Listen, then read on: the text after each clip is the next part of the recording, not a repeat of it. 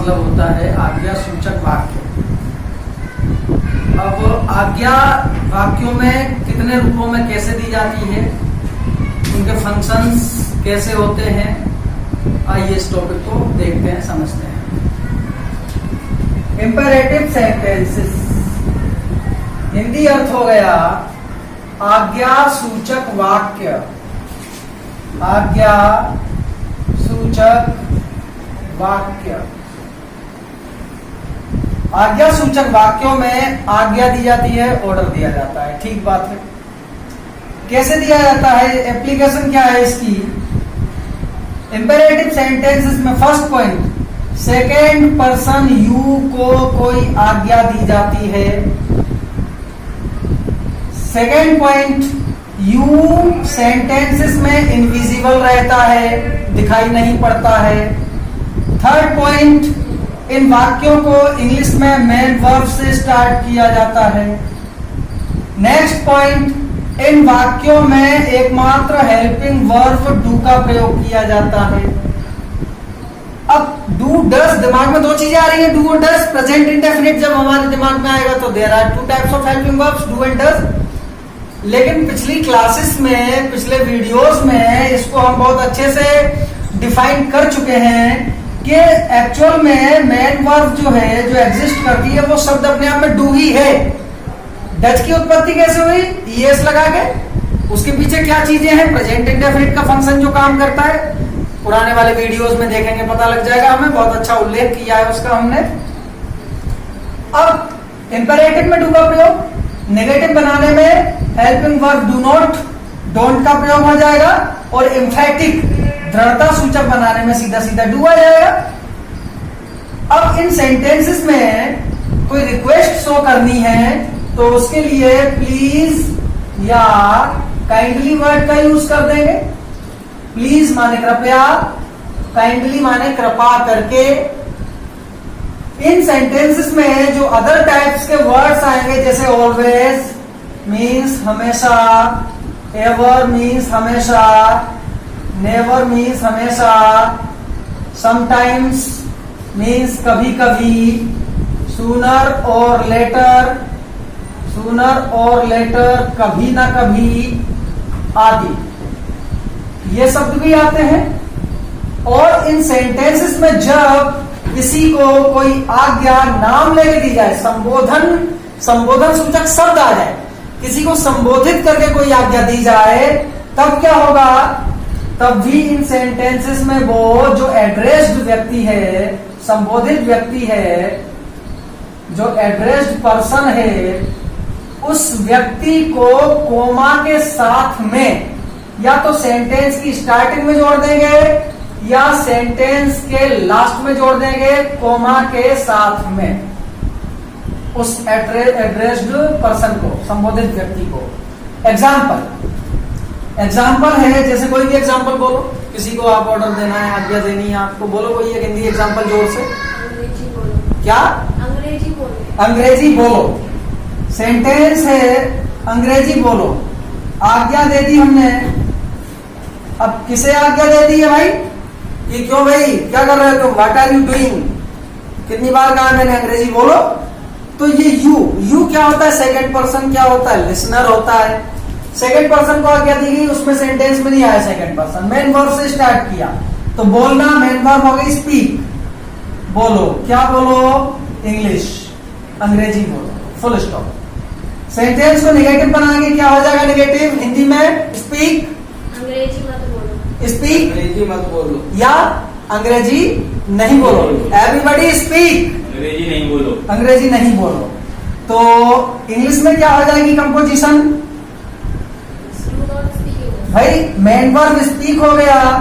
अब do not क्या है? हेल्पिंग वर्ब है। हेल्पिंग वर्ब कहाँ आती है? मेन वर्ब के पहले आती है, तो डू नॉट या डोंट, कोई भी रूप यूज कर सकते हैं, शॉर्ट फॉर्म या लॉन्ग फॉर्म। डू नॉट, ये मेन वर्ब हो गई स्पीक, और इंग्लिश, अंग्रेजी मत बोलो।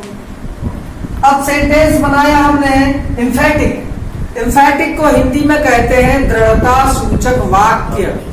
दृढ़ मतलब मजबूत, स्ट्रॉन्ग, और दृढ़ता मजबूती, मजबूती बताने वाला जोरदार वाक्य। भाई मैंने आपसे कहा स्पीक इंग्लिश, आपने नहीं सुना, you did not listen, you have ignored, तो अब मैं कैसे बोलूंगा? मैं कहूंगा अंग्रेजी जरूर बोलो, अंग्रेजी अवश्य बोलो, अंग्रेजी बोलो तो हिंदी में कौन कौन से शब्द आ रहे हैं? जरूर, अवश्य या तो। लेकिन इसके लिए इंग्लिश में इनके लिए अलग से कोई वर्ड लगाने की आवश्यकता नहीं है। There is no need to put any separate any other word in English translation, because when we use helping verb do, so this sense exists in this word, in this helping verb do. जैसे अंग्रेजी जरूर बोलो, अंग्रेजी अवश्य बोलो, अंग्रेजी बोलो तो पूर्ण विराम, do speak English, full stop. अगला सेंटेंस इंपरेटिव सेंटेंसेस का। अब इसमें प्लीज शब्द को जोड़ना है, रिक्वेस्ट वाला बनाना है कि कृपया अंग्रेजी बोलो या कृपा करके अंग्रेजी बोलो।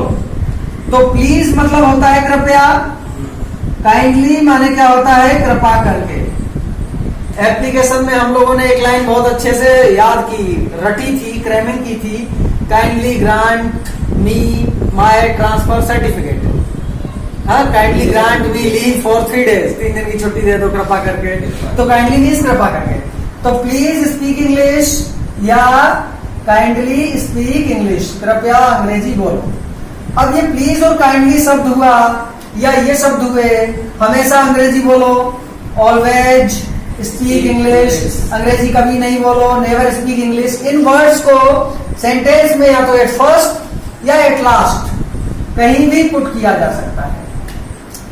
Both the situations are correct. Okay, अब इसका अगला एस्पेक्ट, अगला पहलू देखेंगे कि अगर किसी को नाम लेके संबोधित किया जाए, नाम लेके मतलब किसी संज्ञा को संबोधित किया जाए। जैसे मैंने कहा मोहन अंग्रेजी बोलो।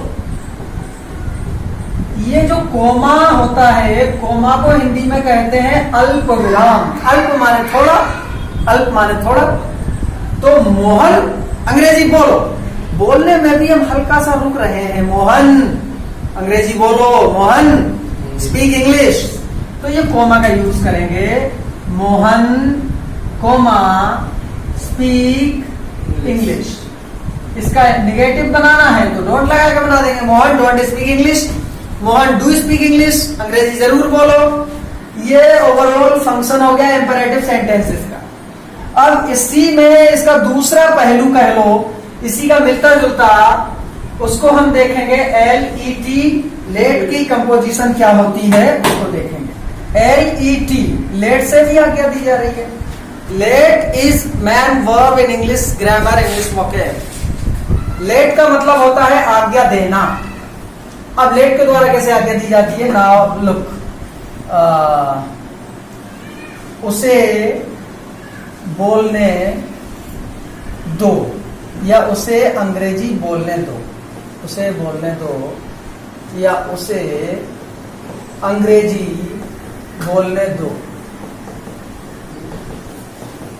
देखना जरा, उसे प्रोनाउन हो गया, मतलब ही या शी, उसकी जगह यहां नाउन भी यूज कर सकते हैं। मोहन, मोहन को बोलने दो या मोहन को अंग्रेजी बोलने दो।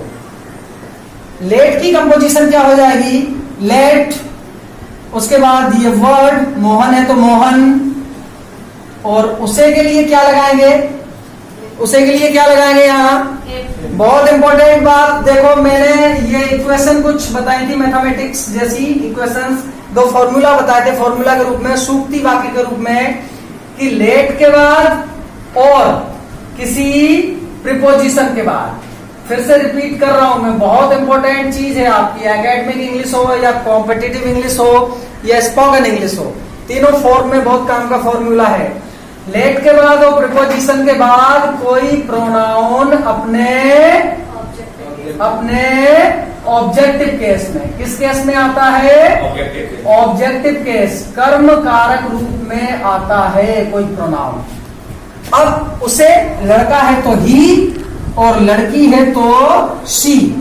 अब ही का ऑब्जेक्टिव केस क्या हो जाएगा? हिम, और लड़की सी है तो शी का क्या हो जाएगा? हर। तो लेट हिम स्पीक, उसे बोलने दो, और उसे अंग्रेजी बोलने दो, तो let him speak English sentence हो गया। अब लेट के द्वारा आज्ञा दी जा रही है, और जो इंपेरेटिव जनरल इंपेरेटिव पढ़ा था, दोनों में डिफरेंस क्या होता है, मूलभूत अंतर क्या होता है, उसको देख लो। दोनों वाक्यों में तुलना करना। मैंने कहा कि अंग्रेजी बोलो, किसको आज्ञा दी जा रही है, किसको दी जा रही है, यू मतलब सेकंड पर्सन को आज्ञा दी जा रही है। आज्ञा किसके लिए दी जा रही है, आज्ञा का प्रभाव किसके लिए है, प्रभाव किस पर पड़ रहा है, सेकंड पर्सन भी पढ़ रहा है। मैंने कहा भाई अंग्रेजी बोलो, आप अंग्रेजी बोलने लगे, तो सेकंड पर्सन को आज्ञा दी, सेकंड पर्सन के ही लिए दी, तो स्पीक इंग्लिश, ये जनरल इंपेरेटिव हो गया जो अभी हमने पढ़ा। लेट वाला फॉर्मूला, उसे बोलने दो, आज्ञा किसको दी, सेकंड पर्सन को दी, लेकिन किसके लिए दी, प्रभाव किस पे पड़ा, थर्ड पर्सन पे। ये Mohan, what is Mohan, third person, what is he she, third person, he she it they, third person. उसे बोलने दो लेट हिम स्पीक, उसे बोलने दो लेट हर स्पीक, उन्हें बोलने दो let them speak, let Ram speak, let Sita speak. These all are third persons. तो this is the basic difference between let और वो जनरल इंपेरेटिव। ये दोनों में मूलभूत अंतर हो गया। ओके।